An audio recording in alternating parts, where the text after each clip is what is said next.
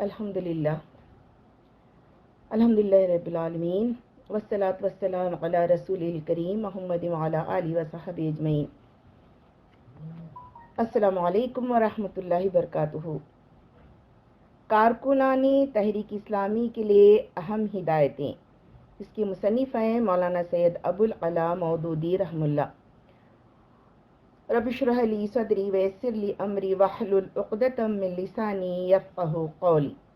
تعلق باللہ کی اہمیت۔ اولین چیز جس کی ہدایت ہمیشہ سے انبیاء اور خلفائے راشدین اور صلحائے امت ہر موقع پر اپنے ساتھیوں کو دیتے رہے ہیں، وہ اللہ سے ڈرنے اور اس کی محبت دل میں بٹھانے اور اس کے ساتھ تعلق بڑھانے کی ہدایت ہے۔ میں نے بھی اس کے اتباع میں ہمیشہ اپنے رفقا کو سب سے پہلے یہی نصیحت کی ہے، اور آئندہ بھی جب بھی کبھی موقع ملے گا اسی کی نصیحت کرتا رہوں گا، کیونکہ یہ وہ چیز ہے جس کو ہر دوسری چیز پر مقدم ہی ہونا چاہیے۔ عقیدے میں اللہ پر ایمان مقدم ہے، عبادت میں اللہ سے دل کا لگاؤ مقدم ہے، اخلاق میں اللہ کی خشیت مقدم ہے، معاملات میں اللہ کی رضا کی طلب مقدم ہے، اور فی الجملہ ہماری ساری زندگی ہی کی درستی کا انحصار اس پر ہے کہ ہماری دوڑ دھوپ اور سعی و جہد میں رضا الہی کی مقصودیت ہر دوسری غرض پر مقدم ہو۔ پھر خصوصیت کے ساتھ ایک کام جس کے لیے ہم ایک جماعت کی صورت میں اٹھے ہیں، یہ تو سراسر تعلق باللہ کے بل پر چل سکتا ہے۔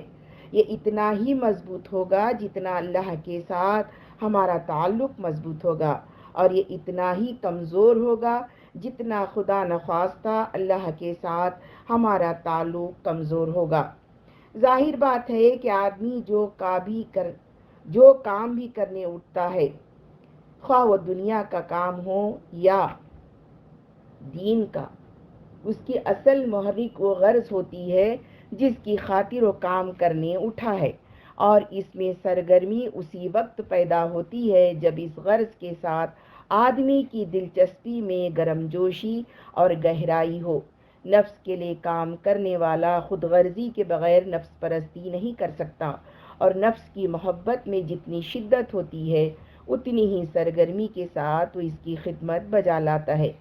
اولاد کے لیے کام کرنے والا اولاد کی محبت میں دیوانہ ہوتا ہے، تبھی وہ اپنے عیش و آرام کو اولاد کی بھلائی پر قربان کرتا ہے، اور اپنی دنیا ہی نہیں اپنی عاقبت تک اس غرض کے لیے خطرے میں ڈال دیتا ہے کہ اس کے بچے زیادہ سے زیادہ خوشحال ہوں۔ قوم یا وطن کے لیے کام کرنے والا ملک و قوم کے عشق میں گرفتار ہوتا ہے، تبھی وہ قوم و ملک کی آزادی، حفاظت اور برتری کی فکر میں مالی نقصانات اٹھاتا ہے، قید و بند کی سختیاں جھیلتا ہے، شب و روز کی محنتیں صرف کرتا ہے اور جان تک قربان کر دیتا ہے۔ اب اگر ہم یہ کام نہ اپنے نفس کے لیے کر رہے ہیں، نہ کوئی خاندانی غرض اس کی محرک ہے، نہ کوئی ملکی و قومی مفاد اس میں ہمارے پیش نظر ہے، بلکہ صرف ایک اللہ کو راضی کرنا ہمیں مطلوب ہے، اور اسی کا کام سمجھ کر ہم نے اسے اختیار کیا ہے، تو آپ خود سمجھ سکتے ہیں کہ جب تک اللہ ہی سے ہمارا تعلق گہرا اور مضبوط نہ ہو یہ کام بھی نہیں چل سکتا، اور اس میں سرگرمی آ سکتی ہے تو اسی وقت جب کہ ہماری ساری رغبتیں اعلاء کلمت اللہ کی سعی میں مرکوز ہو جائیں۔ اس کام میں جو لوگ شریک ہوں ان کے لیے صرف اتنی بات کافی نہیں ہے کہ ان کا تعلق اللہ سے بھی ہو، بلکہ ان کا تعلق اللہ ہی سے ہونا چاہیے۔ اسے تعلقات میں سے ایک تعلق نہیں بلکہ ایک ہی اصلی اور حقیقی تعلق ہونا چاہیے، اور انہیں ہر وقت یہ فکر و دامنگیر رہنی چاہیے کہ اللہ سے ان کا تعلق گھٹے نہیں بلکہ روز بروز زیادہ بڑھتا اور گہرا ہوتا چلا جائے۔ اس معاملے میں ہمارے درمیان دو رائے نہیں ہیں کہ تعلق باللہ ہی ہماری اس کام کی جان ہے۔ جماعت کا کوئی رفیق الحمدللہ اس کی اہمیت کے احساس سے غافل نہیں ہے، البتہ جو سوالات اکثر لوگوں کو پریشان رکھتے ہیں وہ یہ ہیں کہ تعلق باللہ سے ٹھیک مراد کیا ہے۔ اس کو پیدا کرنے اور بڑھانے کا طریقہ کیا ہے، اور آخر ہم کس طرح یہ معلوم کریں کہ ہمارا تعلق واقعی اللہ سے ہے یا نہیں، اور ہے تو کتنا؟ ان سوالات کا کوئی واضح جواب معلوم نہ ہونے کی وجہ سے میں نے اکثر یہ محسوس کیا ہے کہ لوگ گویا اپنے آپ ایک بے نشان صحرا میں پا رہے ہیں، جہاں کچھ پتہ نہیں چلتا کہ ان کی منزل مقصود ٹھیک کس سمت میں ہے، اور کوئی اندازہ نہیں ہوتا کہ انہوں نے کتنا راستہ طے کیا اور اب کس مرحلے میں ہے، اور آگے کتنے مراحل باقی ہیں۔ اسی وجہ سے بسا اوقات ہمارا کوئی رفیق مبہم تصورات میں گم ہونے لگتا ہے، کوئی ایسے طریقوں کی طرف مائل ہو جاتا ہے جو موصول الی المقصود نہیں ہے۔ کسی کے لیے مقصود سے قریب کا تعلق اور دور کا تعلق رکھنے والی چیزوں میں امتیاز کرنا مشکل ہو رہا ہے، اور کسی پر حیرت کا عالم طاری ہے۔ اس لیے آج میں صرف تعلق باللہ کی نصیحتی پر اکتفا نہ کروں گا، بلکہ اپنے علم کی حد تک ان سوالات کا بھی ایک واضح جواب دینے کی کوشش کروں گا۔ تعلق باللہ کے معنی۔ تعلق باللہ سے مراد، جیسا کہ قرآن مجید میں بتایا گیا ہے، یہ ہے کہ آدمی کا جینا اور مرنا، اس کی عبادتیں اور قربانیاں سب کی سب اللہ کے لیے ہوں۔ ان صلاتی و نسکی و محیای و مماتی للہ رب العالمین، اور وہ پوری طرح یکسو ہو کر اپنے دین کو بالکل اللہ کے لیے خالص کر کے اس کی بندگی کرے۔ وَمَا أُمِرُوا إِلَّا لِيَعْبُدُوا اللَّهَ مُخْلِصِينَ لَهُ الدِّينَ حُنَفَاءَ۔ نبی کریم صلی اللہ علیہ وسلم نے مختلف مواقع پر اپنے ارشادات میں اس تعلق کی ایسی تشریح فرما دی ہے کہ اس کے مفہوم و مدعا میں کوئی ابہام باقی نہیں رہا ہے۔ حضور کے بیانات کا تتبع کرنے سے معلوم ہوتا ہے کہ تعلق باللہ کے معنی ہے خشیت اللہ فی السر و علانیہ، یعنی کھلے اور چھپے ہر کام میں اللہ کا خوف محسوس کرنا، اور ایک ان تکون بما فی ید اللہ او تک بما فی یدیک، اپنے ذرائع و وسائل کی بنسبت تیرا بھروسہ اللہ کی قدرت پر زیادہ ہو، اور ایک من التمسی رضی اللہ بسخط الناس، آدمی اللہ کو راضی کرنے کے لیے لوگوں کو ناراض کرے، جس کے بالکل برعکس حالت یہ ہے کہ آدمی لوگوں کو راضی کرنے کے لیے اللہ کی ناراضی مول لے۔ جب یہ تعلق بڑھتے بڑھتے اس حد کو پہنچ جائے کہ آدمی کی محبت اور دشمنی، اس کا دینا اور روکنا، جو کچھ بھی ہو اللہ کے لیے اور اللہ کی خاطر ہو، اور نفسانی رغبت و نفرت کی لاگ اس کے ساتھ نہ لگی رہے، تو اس کے معنی یہ ہے کہ اس نے تعلق باللہ کی تکمیل کر لی۔ من احب للہ و ابغض للہ و عطا للہ و منع للہ فقد استکمل الایمان۔ پھر یہ جو آپ ہر روز رات کو اپنے دعائے قنوت میں پڑھتے ہیں، اس کا لفظ لفظ اس تعلق کی نشاندہی کرتا ہے جو آپ کا اللہ کے ساتھ ہونا چاہیے۔ اس کے الفاظ پر غور کیجئے اور دیکھتے جائیے کہ آپ ہر رات اپنے اللہ کے ساتھ کس قسم کا تعلق رکھنے کا اقرار کیا کرتے ہیں۔ اللہم انا نستعینک و نستہدیک ونستغفرك ونؤمن بك ونتوكل عليك ونثني عليك الخير كله نشكرك ولا نكفرك ونخلع ونترك من يفجرك اللهم إياك نعبد ولك نصلي ونسجد وإليك نسعى ونحفظ ونرجو رحمتك ونخشى عذابك إن عذابك الجد الكفار ملحق ان عذابک الجد بالکفار ملحق۔ خدایا ہم تجھ سے مدد مانگتے ہیں، تجھ سے رہنمائی طلب کرتے ہیں، تجھ سے معافی چاہتے ہیں اور تجھ پر ایمان لاتے ہیں، تیرے ہی اوپر بھروسہ رکھتے ہیں، اور ساری تعریفیں تیرے ہی لیے مخصوص ہیں۔ ہم تیرے شکر گزار ہیں، کفران نعمت کرنے والے نہیں ہیں۔ ہم ہر اس شخص کو چھوڑ دیں گے جو تیری نافرمانی کرے۔ خدایا ہم تیری بندگی کرتے ہیں، تیرے ہی لیے نماز پڑھتے ہیں اور سجدہ کرتے ہیں، اور ہماری ساری دوڑ دھوپ تیری ہی طرف ہی ہے۔ ہم تیری رحمت کے امیدوار ہیں اور تیرے عذاب سے ڈرتے ہیں۔ یقیناً تیرا سخت عذاب ان لوگوں کو پہنچنے والا ہے جو کافر ہیں۔ پھر اسی تعلق باللہ کی تصویر اس دعا میں پائی جاتی ہے جو نبی کریم رات کو تہجد کے لیے اٹھتے وقت پڑھا کرتے تھے۔ اس میں آپ اللہ کو خطاب کر کے عرض کرتے ہیں، اللہم لک اسلمت وبک آمنت وعلیک توکلت والیک انبت وبک خاصمت والیک حاکمت۔ خدایا میں تیرا ہی مطیع و فرما ہوا اور تجھی پر ایمان لایا اور تیرے ہی اوپر میں نے بھروسہ کیا اور تیری طرف میں نے رجوع کیا اور تیری ہی وجہ سے میں لڑا اور تیری حضور اپنا مقدمہ لایا۔ تعلق باللہ بڑھانے کا طریقہ یہ ہے ٹھیک نوعیت اس تعلق کی جو ایک مومن کو اللہ سے ہونا چاہیے۔ اب دیکھنا چاہیے کہ اس تعلق کو پیدا کرنے اور بڑھانے کا طریقہ کیا ہے۔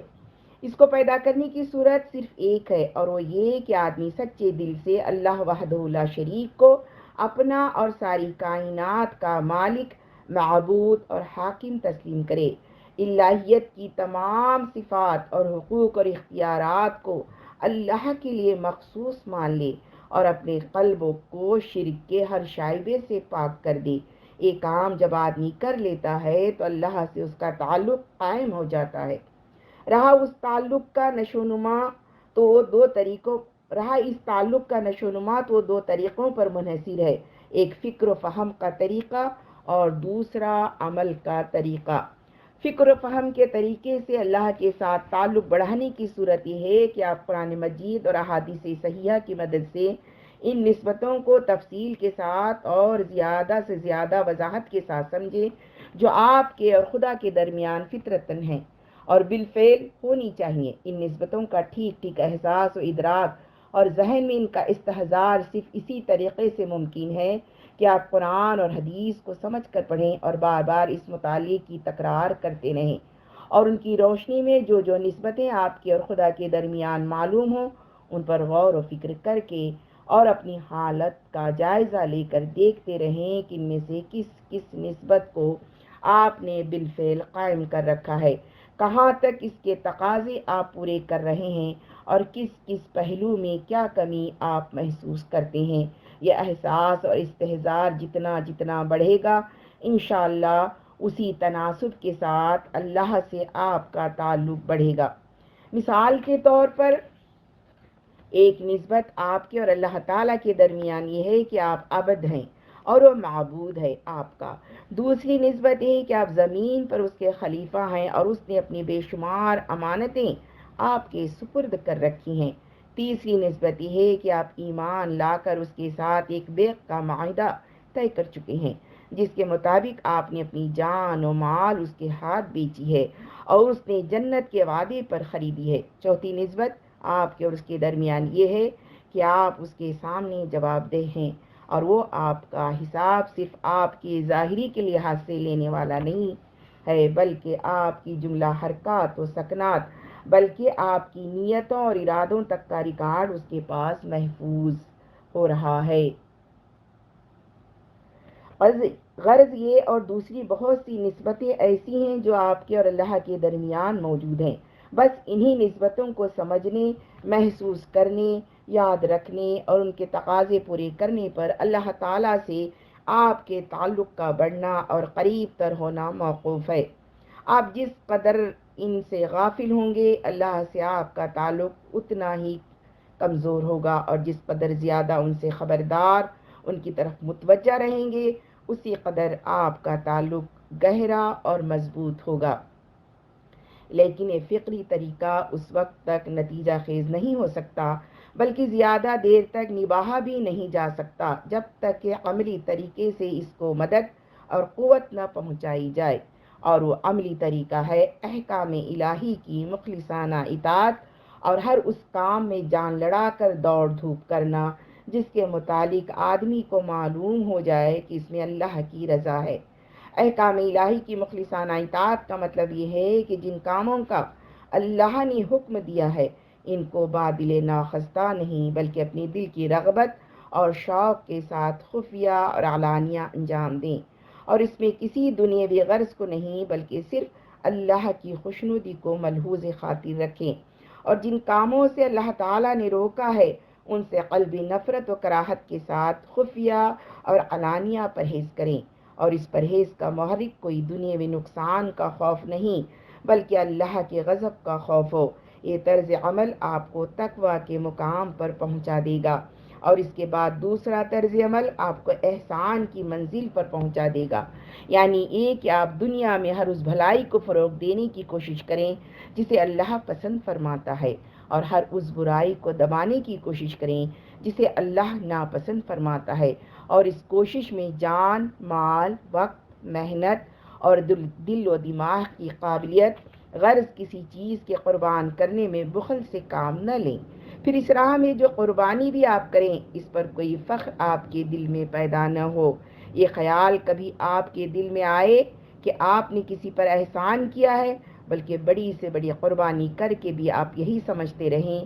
کہ آپ کے خالق کا جو حق آپ پر تھا وہ پھر بھی ادا نہیں ہو سکا ہے۔ تعلق باللہ کی افزائش کے وسائل۔ اس طرز کو اختیار کرنا در حقیقت کوئی آسان کام نہیں ہے، ایک نہایت دشوار گزار گھاٹی ہے جس پر چڑھنے کے لیے بڑی طاقت درکار ہے، اور یہ طاقت جن تدبیروں سے آدمی کے اندر پیدا ہو سکتی ہے وہ یہ ہیں: ایک، نماز، نہ صرف فرض اور سنت بلکہ حسب استطاعت نوافل بھی، مگر یہ یاد رکھیے کہ نوافل زیادہ سے زیادہ اخفاء کے ساتھ پڑھنے چاہیے تاکہ اللہ سے آپ کا ذاتی تعلق نشو و نما پائے اور اخلاص کی صفت آپ میں پیدا ہو۔ نفل خوانی کا اور خصوصاً تہجد خوانی کا اظہار بسا اوقات ایک خطرناک قسم کا ریا اور کبر انسان میں پیدا کر دیتا ہے جو نفس مومن کے لیے سخت مہلک ہے، اور یہی نقصانات دوسرے نوافل اور صدقات اور اذکار کے اظہار و اعلان میں بھی پائے جاتے ہیں۔ دو، ذکر الہی جو زندگی کے تمام احوال میں جاری رہنا چاہیے۔ اس کے وہ طریقے صحیح نہیں ہیں جو بعد کے ادوار میں صوفیہ کے مختلف گروہوں نے خود ایجاد کیے یا دوسروں سے لیے، بلکہ بہترین اور صحیح ترین طریقہ وہ ہے جو نبی اکرم نے اختیار فرمایا اور صحابہ کرام کو سکھایا۔ آپ حضور کے تعلیم کردہ اذکار اور دعاؤں میں سے جس قدر بھی یاد کر سکیں کر لیں، مگر الفاظ کے ساتھ ان کے معنی بھی ذہن نشین کیجیے، اور معنی کے استحضار کے ساتھ ان کو وقتاً فوقتاً پڑھتے رہا کیجیے۔ یہ اللہ کی یاد تازہ رکھنے اور اللہ کی طرف دل کی توجہ مرکوز رکھنے کا ایک نہایت مؤثر ذریعہ ہے۔ تین، روزہ، نہ صرف فرض بلکہ نفل بھی۔ نفل روزوں کی بہترین اور معتدل ترین صورت یہ ہے کہ ہر مہینے 3 دن کے روزوں کا التزام کر لیا جائے، اور ان ایام میں خاص طور پر تقویٰ کی اس کیفیت کو حاصل کرنے کی کوشش کی جائے جسے قرآن مجید روزے کی اصل خاصیت بتاتا ہے۔ 4، انفاق فی سبیل اللہ، نہ صرف فرض بلکہ نفل بھی۔ جہاں تک آدمی کی استطاعت ہو اس معاملے میں یہ بات اچھی طرح سمجھ لیجئے کہ اصل چیز مال کی وہ مقدار نہیں ہے جو آپ خدا کی راہ میں صرف کرتے ہیں، بلکہ اصل چیز وہ قربانی ہے جو اللہ کی خاطر آپ نے کی ہو۔ ایک غریب آدمی اگر اپنا پیٹ کاٹ کر خدا کی راہ میں ایک پیسہ صرف کرے تو اللہ کے ہاں اس 1000 روپے سے زیادہ قیمتی ہے جو کسی دولت مند نے آسائشوں کا 10واں یا 20واں حصہ قربان کر کے دیا ہو۔ اس کے ساتھ یہ بھی آپ کو معلوم ہونا چاہیے کہ صدقہ ان اہم ترین ذرائع میں سے ہے جو تزکیہ نفس کے لیے اللہ اور اس کے رسول نے بتائے ہیں۔ آپ اس کے اثرات کا تجربہ کر کے اس طرح دیکھ سکتے ہیں کہ ایک دفعہ اگر آپ سے کوئی لغزش سرزد ہو جائے تو آپ صرف نادم ہونے اور توبہ کرنے پر اکتفا کریں، اور دوسری مرتبہ اگر کسی لغزش کا صدور ہو تو آپ توبہ کے ساتھ خدا کی راہ میں کچھ صدقہ بھی کریں۔ دونوں حالتوں کا موازنہ کر کے آپ خود اندازہ کر لیں گے کہ توبہ کے ساتھ صدقہ آدمی کے نفس کو زیادہ پاک اور برے میلانات کے مقابلے کے لیے زیادہ مستعد کرتا ہے۔ یہ وہ سیدھا سادہ سلوک ہے جو قرآن اور سنت نے ہمیں بتایا ہے۔ اس پر اگر آپ عمل کریں تو ریاضتوں اور مجاہدوں اور مراقبوں کے بغیر ہی آپ اپنے گھروں میں اپنے بال بچوں کے درمیان رہتے ہوئے اور اپنے سارے دنیاوی کاروبار انجام دیتے ہوئے اپنے خدا سے تعلق بڑھا سکتے ہیں۔ تعلق باللہ کو ناپنے کا پیمانہ۔ اس کے بعد یہ سوال باقی رہ جاتا ہے کہ ہم کیوں کر یہ معلوم کریں کہ اللہ کے ساتھ ہمارا تعلق کتنا ہے اور ہمیں کیسے پتہ چلے کہ وہ بڑھ رہا ہے یا گھٹ رہا ہے؟ میں کہتا ہوں کہ اسے معلوم کرنے کے لیے آپ کو خواب کی بشارتوں اور کشف و کرامات کے ظہور اور اندھیری کوٹری میں انوار کے مشاہدے کا انتظار کرنے کی کوئی حاجت نہیں ہے۔ اس تعلق کو ناپنے کا پیمانہ تو اللہ تعالیٰ نے ہر انسان کے قلب ہی میں رکھ دیا ہے۔ آپ بیداری کی حالت میں اور دن کی روشنی میں ہر وقت اس کو ناپ کر دیکھ سکتے ہیں۔ اپنی زندگی کا، اپنے اوقات کا، اپنی مساعی کا اور اپنے جذبات کا جائزہ لیجئے۔ اپنا حساب آپ لے کر دیکھیے کہ ایمان لا کر اللہ سے بھی کا جو معاہدہ آپ کر چکے ہیں اسے آپ کہاں تک نبھا رہے ہیں۔ اللہ کی امانتوں میں آپ کا تصرف ایک امین ہی کا تصرف ہے یا کچھ خیانت بھی پائی جاتی ہے؟ آپ کے اوقات اور محنتوں اور قابلیتوں اور اموال کا کتنا حصہ خدا کے کام میں جا رہا ہے اور کتنا دوسرے کاموں میں؟ آپ کے اپنے مفاد اور جذبات پر چوٹ پڑے تو آپ کے غصے اور بے کلی کا کیا حال ہوتا ہے، اور جب خدا کے مقابلے میں بغاوت ہو رہی ہے تو اسے دیکھ کر آپ کے دل کی کڑھن اور آپ کی غضب اور بے چینی کی کیا کیفیت رہتی ہے؟ یہ اور دوسرے بہت سے سوالات ہیں جو آپ خود اپنے نفس سے کر سکتے ہیں اور اس کا جواب لے کر ہر روز معلوم کر سکتے ہیں کہ اللہ سے آپ کا کوئی تعلق ہے یا نہیں، اور ہے تو کتنا ہے، اور اس میں کمی ہو رہی ہے یا اضافہ ہو رہا ہے۔ رہیں بشارتیں اور کشوف و کرامات اور انوار و تجلیات تو آپ ان کے اکتساب کی فکر میں نہ پڑیں۔ سچی بات یہ ہے کہ اس مادی دنیا کے دھوکہ دینے والے مظاہر میں توحید کی حقیقت کو پا لینے سے بڑا کوئی کشف نہیں ہے۔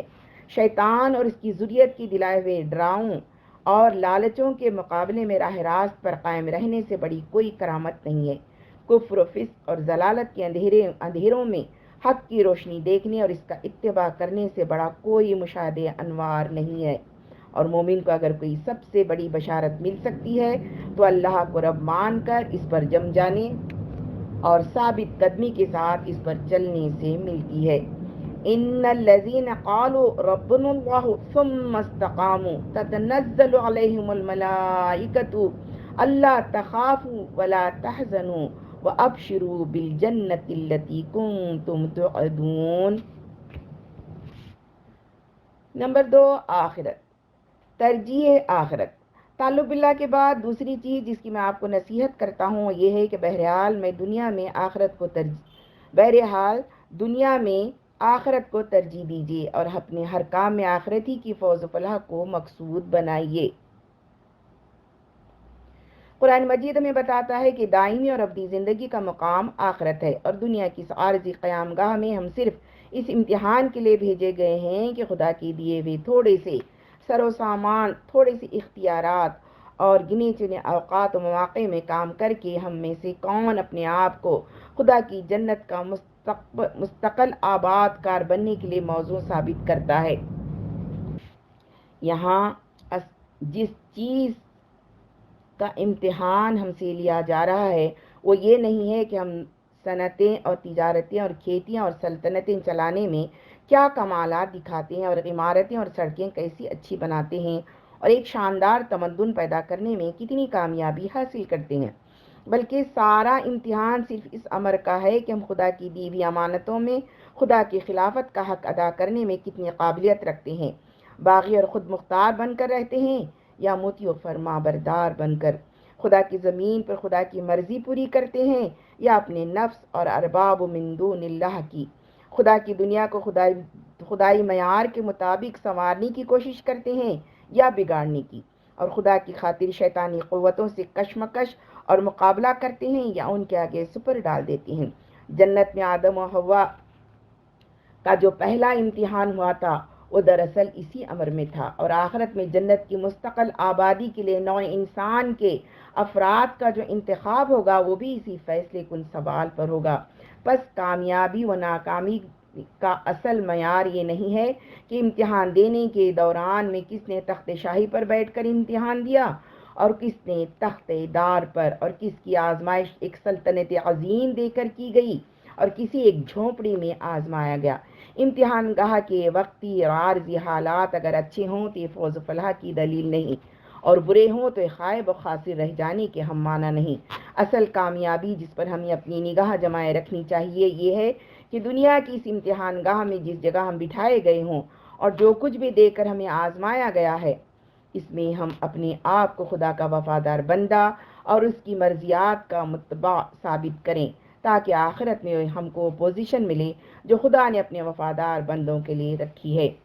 حضرات، یہ ہے اصل حقیقت، مگر یہ ایسی حقیقت ہے جسے محض ایک دفعہ سمجھ لینا اور مان جانا کافی نہیں ہے، بلکہ اسے ہر وقت ذہن میں تازہ رکھنے کی سخت کوشش کرنی پڑتی ہے، اور نہ ہر وقت اس کا امکان رہتا ہے کہ ہم آخرت کے منکر نہ ہونے کے باوجود دنیا میں اس طریقے پر کام کرنے لگیں جو آخرت کو بھول کر دنیا کو مقصود بنا کر کام کرنے والوں کا طریقہ ہے۔ اس کی وجہ یہ ہے کہ آخرت ایک غیر محسوس چیز ہے جو مرنے کے بعد سامنے آنے والی ہے۔ اس دنیا میں ہم اس کا اور اس کے اچھے برے نتائج کا ادراک صرف ذہنی توجہ ہی سے کر سکتے ہیں۔ اس کے برعکس دنیا ایک محسوس چیز ہے جو اپنی تلخیاں اور شیرینیاں ہر وقت ہمیں چکھاتی رہتی ہیں، اور جس کے اچھے اور برے نتائج ہر آن ہمارے سامنے آ کر ہمیں دھوکہ دیتے رہتے ہیں کہ اصل نتائج بس یہی ہیں۔ آخرت بگڑے تو اس کی تھوڑی بہت تلخی ہمیں صرف ایک دل کو چھپے ہوئے ضمیر میں محسوس ہوتی ہے، بشرطے کہ وہ زندہ ہو، مگر دنیا بگڑے تو اس کی چبھن ہمارا رونگٹا محسوس کرتا ہے، اور ہمارے بال بچے، عزیز و اقارب، دوست، آشنا اور سوسائٹی کے عام لوگ سب مل جل کر اسے محسوس کرتے اور کراتے ہیں۔ اسی طرح آخرت سنورے تو اس کی کوئی ٹھنڈک ہمیں گوشے دل کے سوا محسوس نہیں ہوتی، اور وہاں بھی اس صورت میں محسوس ہوتی ہے جبکہ غفلت نے دل کی اس گوشے کو سن کر نہ دیا ہو، مگر اپنی دنیا کا سنوار ہمارے پورے وجود کے لیے لذت بن جاتا ہے۔ ہمارے تمام حواس اس کو محسوس کرتے ہیں اور ہمارا سارا ماحول اس کے احساسی میں شریک ہو جاتا ہے۔ یہی وجہ ہے کہ آخرت کو بطور ایک عقیدے کے مان لینا چاہیے، بہت مشکل نہ ہو، مگر اسے انداز فکر اور اخلاق و اعمال کے پورے نظام کی بنیاد بنا کر زندگی بھر کام کرنا سخت مشکل ہے، اور دنیا کو زبان سے ہیچ کہہ دینا چاہے کتنا ہی آسان ہو، مگر دل سے محبوبیت اور خیال سے اس کی مطلوبیت کو نکال پھینکنا کوئی آسان کام نہیں ہے۔ یہ کیفیت بڑی کوشش سے حاصل ہوتی ہے اور پہم کوشش کرتے رہنے سے قائم رہ سکتی ہے۔ فکر آخرت کی تربیت کے ذرائع۔ آپ پوچھیں گے کہ یہ کوشش ہم کیسے کریں اور کن چیزوں سے اس میں مدد لیں۔ میں عرض کروں گا کہ اس کے بھی دو طریقے ہیں، ایک فکری طریقہ اور دوسرا عملی طریقہ۔ فکری طریقہ ہے کہ آپ صرف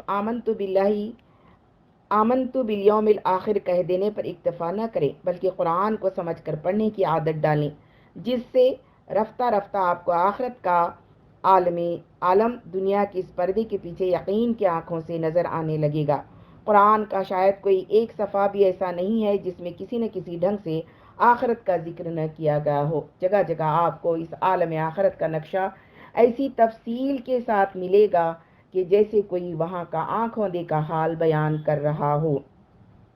بلکہ بہت سے مقامات پر یہ نقشہ کشی ایسے عجیب طریقے سے کی گئی ہے کہ پڑھنے والا تھوڑی دیر کے لیے اپنے آپ کو وہاں پہنچا ہوا محسوس کرنے لگتا ہے، اور بس اتنی کسر رہ جاتی ہے کہ اس مادی دنیا کا دھندلا سا پردہ ذرا سامنے سے ہٹ جائے تو آدمی آنکھوں سے وہ سب کچھ دیکھ لے جو الفاظ میں بیان کیا جا رہا ہے۔ بس قرآن کو بالالتزام سمجھ کر پڑھتے رہنے سے بتدریج آدمی کو ایک کیفیت حاصل ہو سکتی ہے کہ اس کے ذہن پر آخرت کا خیال مسلط ہو جائے، اور وہ ہر وقت محسوس کرنے لگے کہ اس کی مستقل قیام گاہ موت کے بعد کا عالم ہے، جس کی اسے دنیا کی اس عارضی زندگی میں تیاری کرنی ہے۔ اس ذہنی کیفیت کو مزید تقویت حدیث کے مطالعے سے ہوتی ہے، جس میں بار بار زندگی بعد موت کے حالات بالکل ایک چشم دید مشاہدے کی شان سے آدمی کے سامنے آتے ہیں، اور یہ بھی معلوم ہوتا ہے کہ نبی اکرم اور آپ کے صحابہ کرام کس طرح آخرت کے یقین سے معمور رہتے تھے۔ پھر اس کیفیت کو راسخ کرنے میں مزید مدد زیارت قبور سے ملتی ہے، جس کی واحد غرض نبی اکرم نے یہ بتائی ہے کہ آدمی کو اپنی موت یاد رہے اور وہ دنیا کی اس متاع غرور کے ساتھ مشغول رہتے ہوئے اس بات کو نہ بھول جائے کہ آخر اسے جانا وہیں ہے جہاں سب گئے ہیں اور روز چلے جا رہے ہیں۔ البتہ یہ خیال رہے کہ اس غرض کے لیے وہ مزارات سب سے کم مفید ہیں جنہیں آج بگڑے ہوئے لوگوں نے حاجت روائی و مشکل کشائی کے مراکز بنا رکھے ہیں۔ ان کے بجائے آپ غور غریباں کی زیارت کر کے زیادہ فائدہ اٹھا سکتے ہیں، یا پھر بادشاہوں کے ان عالیشان مقبروں کو دیکھ کر جن کے آس پاس کہیں کوئی حاجب یا دربان ادب قاعدے سکھانے والا نہیں ہے۔ اس کے بعد عملی طریقے کو لیجئے۔ آپ کو دنیا میں رہتے ہوئے اپنی گھریلو زندگی میں، اپنے محلے اور اپنی برادری کی زندگی میں، اپنے لین دین اور اپنی معاش کے کاموں میں غرض ہر طرف ہر آن قدم قدم پر ایسے دوراہے ملتے ہیں جن میں سے ایک راستے کی طرف جانا ایمان بالآخرہ کا تقاضا ہوتا ہے اور دوسرے کو اختیار کرنا دنیا پرستی کا تقاضا۔ ایسے ہر موقع پر کوشش کیجیے کہ آپ کا قدم پہلے راستے ہی کی طرف بڑھے، اور اگر نفس کی کمزوری سے یا غفلت کی وجہ سے کبھی دوسرے راستے پر آپ چل نکلے ہوں تو ہوش آتے ہی پلٹنے کی کوشش کیجیے، خواہ کتنے ہی دور پہنچ چکے ہوں۔ پھر وقتاً فوقتاً اپنا حساب لے کر دیکھتے رہیے کہ کتنے مواقع پر دنیا آپ کو کھینچنے میں کامیاب ہوئی اور کتنی بار آپ آخرت کی طرف کھینچنے میں کامیاب ہوئے۔ یہ جائزہ آپ کو خود ہی ناپ تول کر بتاتا رہے گا کہ آپ کے اندر فکر آخرت نے کتنا نشو و نما پایا اور ابھی کتنی کچھ کمی آپ کو پوری کرنی ہے۔ جس قدر کمی آپ خود محسوس کریں اسے خود ہی پورا کرنے کی کوشش کریں۔ بیرونی مدد آپ کو زیادہ سے زیادہ بہم پہنچ سکتی ہے تو اس طرح بہم پہنچ سکتی ہے کہ دنیا پرست لوگوں کو چھوڑ کر ایسے صالح لوگوں سے ربط ضبط بڑھائیں جو آپ کے علم میں دنیا پر آخرت کو ترجیح دینے والے ہوں۔ مگر یاد رکھیے کہ آج تک کوئی ذریعہ ایسا دریافت نہیں ہو سکا ہے جو آپ کے اندر خود آپ کی کوشش کے بغیر کسی صفت کو گھٹا سکے یا ایسی کوئی نئی صفت آپ میں پیدا کر سکے جس کا مادہ آپ کی طبیعت میں موجود نہ ہو۔ نمبر 3، بیجا پندار سے احتراز۔ بیجا پندار کا خطرہ۔ تیسری بات جس کی میں آپ کو نصیحت کرتا ہوں وہ یہ ہے کہ پچھلے چند سال کی پہم کوشش سے جو کچھ بھی اصلاح آپ کی انفرادی سیرت، آپ کے اجتماعی اخلاق اور آپ کے جماعتی نظم میں رونما ہوئی ہے، اس پر فخر کا جذبہ آپ کے دل میں ہرگز پیدا نہ ہو۔ آپ نہ فردن نہ من حیث الجماعت کبھی اس غلط فہمی میں مبتلا ہوں کہ ہم اب کامل ہو گئے ہیں، جو کچھ بننا تھا بن چکے ہیں، کوئی مزید کمال یا ایسا مطلوب نہیں رہا ہے جو ہمیں حاصل کرنا ہو۔ مجھے اور جماعت کے دوسرے ذمہ دار لوگوں کو بسا اوقات ایک فتنے سے دوچار ہونا پڑتا ہے۔ ایک زمانے سے بکثرت لوگ جماعت اسلامی کی اور دراصل اس تحریک کی جس کے لیے یہ جماعت کام کرنے اٹھی ہے قدر گھٹانے کے لیے مشہور کر رہے ہیں کہ یہ جماعت تو محض ایک سیاسی جماعت ہے، عام سیاسی پارٹیوں کی طرح کام کر رہی ہے۔ اس میں تزکیہ نفس اور روحانیت کا کہیں نام و نشان تک نہیں ہے۔ اس میں تعلق باللہ اور فکر آخرت کا فقدان ہے۔ اس کے چلانے والے خود بے پیرے ہیں۔ نہ انہوں نے کسی سلسلے خانقاہی سے تقوی اور احسان کی تربیت پائی ہے، نہ ان کے رفقا کو اس طرح کی کوئی تربیت ملنے کا امکان ہے۔ یہ باتیں اس لیے کی جاتی ہیں کہ جماعت اسلامی کے کارکنوں میں اور اس سے دلچسپی رکھنے والے لوگوں میں بد دلی پھیلے اور پھر وہ پلٹ کر انہی آستانوں سے وابستہ ہو جائیں جہاں آج تک اسلام زیر سائے کفر کی کسی نہ کسی جزوی خدمتی کو بڑی سے بڑی چیز سمجھا جاتا رہا ہے، جہاں پورے دین کو بحیثیت ایک نظام زندگی کے قائم اور غالب کرنے کا تخیل سرے سے موجود ہی نہیں رہا ہے، بلکہ جہاں یہ تخیل اگر پیش کیا بھی گیا ہے تو ہر طرح کی سخن سازیوں سے اس کو ایک غیر دینی تخیل ثابت کرنے کی کوشش کی گئی ہے اور اسے یوں مطعون کیا گیا ہے کہ گویا کفر و فسق کے مقابلے میں اسلام کو نظام غالب بنانے کی فکر سراسر ایک دنیا پرستانہ فکر ہے۔ اس حالت میں ہم کو مجبوراً خانقاہی تزکیہ نفس اور اسلامی تزکیہ نفس کا فرق واضح کرنا پڑتا ہے اور یہ بتانا پڑتا ہے کہ وہ حقیقی تقوی اور احسان کیا ہے جو اسلام میں مطلوب ہے، اور ٹکسالی تقوی اور احسان کیا چیز ہے جس کی تربیت ہمارے ہاں فن دینداری کے ماہرین دیا کرتے ہیں۔ اس کے ساتھ ہمیں جماعت اسلامی کے طریقے اصلاح و تربیت اور اس کے نتائج کو بھی کھول کر بیان کرنا پڑتے ہیں تاکہ ایک صحیح دینی حس رکھنے والا آدمی خود ہی محسوس کرے کہ جماعت اسلامی کا سر قبول کرنے کے بعد ابتدائی مرحلے میں انسان کے اندر تقوی اور احسان کی جو حقیقی کیفیت پیدا ہونے لگتی ہے وہ عمر بھر تزکیہ نفس کی تربیت پانے بلکہ تربیت دینے والوں میں بھی نظر نہیں آتی۔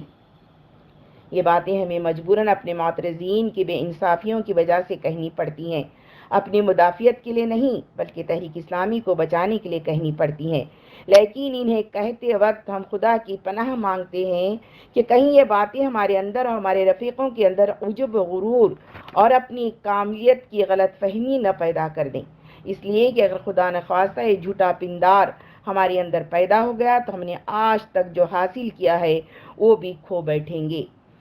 محفوظ رہنے کی تدبیر۔ اس خطرے سے بچنے کے لیے میں چاہتا ہوں کہ 3 حقیقتیں آپ اچھی طرح سمجھ لیں اور انہیں کبھی فراموش نہ کریں۔ پہلی بات یہ ہے کہ کمال ایک لامتناہی چیز ہے جس کی آخری حد ہماری نگاہوں سے اوجھل ہے۔ آدمی کا کام یہ ہے کہ پہم اس کی بلندیوں پر چڑھنے کی کوشش کرتا رہے اور کسی مقام پر بھی پہنچ کر گمان نہ کرے کہ وہ کامل ہو گیا ہے۔ جس آن کسی شخص کے غلط فہمی لاحق ہوتی ہے اس کی ترقی فوراً رک جاتی ہے اور رک ہی نہیں جاتی، الٹا تنزل شروع ہو جاتا ہے۔ یاد رکھیے کہ بلندی پر چڑھنے ہی کے لیے نہیں، ایک بلند مقام پر ٹہلنے کے لیے بھی ایک مسلسل جد و جہد درکار ہوتی ہے، اور اس کا سلسلہ بند ہوتے ہی پستی کی کوشش آدمی کو نیچے کھینچنا شروع کر دیتی ہے۔ ایک دانشمند آدمی کو کبھی نیچے جھک کر نہیں دیکھنا چاہیے کہ وہ اوپر کتنا چڑھ چکا ہے، اسے اوپر دیکھنا چاہیے کہ جو بلندیاں ابھی چڑھنے کے لیے وہ باقی ہیں وہ اس سے کس قدر دور ہیں۔ دوسری بات یہ ہے کہ اسلام نے ہمارے سامنے انسانیت کا اتنا بلند معیار رکھا ہے جس کی ابتدائی منزلیں بھی غیر اسلامی مذاہب و ادیان کے معیار کامل سے اونچی ہیں، اور یہ کوئی خیالی معیار نہیں ہے بلکہ عمل کی دنیا میں انبیاء کرام اور اکابر صحابہ اور صلحاء امت کی پاکیزہ زندگیاں اس کی بلندیوں کی نشاندہی کر رہی ہیں۔ اس معیار کو آپ ہمیشہ نگاہ میں رکھیے، یہ آپ کو کاملیت کی غلط فہمی سے بچائے گا، اپنی پستی کا احساس دلائے گا اور ترقی کی کوششوں کے لیے ہر وقت اتنی بلندیاں آپ کے سامنے پیش کرتا رہے گا کہ عمر بھر کی جد و جہد کے بعد بھی آپ یہی محسوس کریں گے کہ ابھی بہت منزلیں چڑھنے کے لیے باقی ہیں۔ اپنی گرد و پیش کے دم توڑتے ہوئے مریضوں کو دیکھ کر اپنی ذرا سی تندرستی پر ناز نہ کیجیے۔ اخلاق و روحانیت کی ان پہلوانوں پر نگاہ رکھیے جن کی جگہ آج آپ شیطان سے نبرد آزما ہونے کے لیے اکھاڑے میں اترے ہیں۔ مومن کا کام یہ ہے کہ دولت دین کے معاملے میں ہمیشہ اپنے سے اونچے لوگوں کی طرف دیکھے تاکہ یہ دولت کمانے کی حرص کبھی اس کے اندر بجھنے نہ پائے، اور دولت دنیا کے معاملے میں ہمیشہ اپنے سے کم تر لوگوں کی طرف دیکھے تاکہ جتنا کچھ بھی اس کے رب نے اسے دیا ہے اس پر وہ خدا کا شکر بجا لائے اور زر و مال کی پیاس تھوڑے ہی سے بجھ جائے۔ تیسری بات یہ ہے کہ فی الواقع ہماری جماعت نے اب تک اپنے اندر جو خوبیاں پیدا کی ہیں وہ بس اس لیے خوب ہیں کہ ہمارے گرد و پیش کا بگاڑ حد سے بڑا ہوا ہے۔ اس گھٹا ٹوپ اندھیرے میں ایک ذرا سا دیا بھی جسے روشن کرنے کی توفیق ہم لوگوں کو نصیب ہو گئی نمایاں نظر آنے لگا، ورنہ سچی بات یہ ہے کہ اسلام کے کم سے کم معیار مطلوب کو سامنے رکھ کر جب ہم اپنا جائزہ لیتے ہیں تو ہر پہلو سے ہمیں اپنی ذات میں اور اپنے جماعتی نظام میں خامیاں ہی خامیاں نظر آتی ہیں۔